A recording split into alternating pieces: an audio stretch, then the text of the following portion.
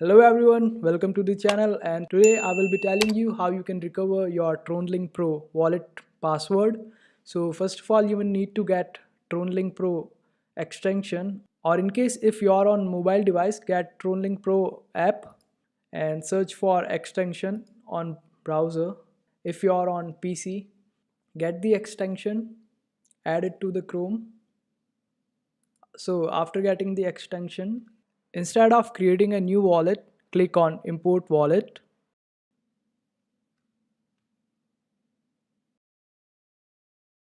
and just type in your 12-word mnemonic phrase here. You will not be needing any password after that. Let me write mine.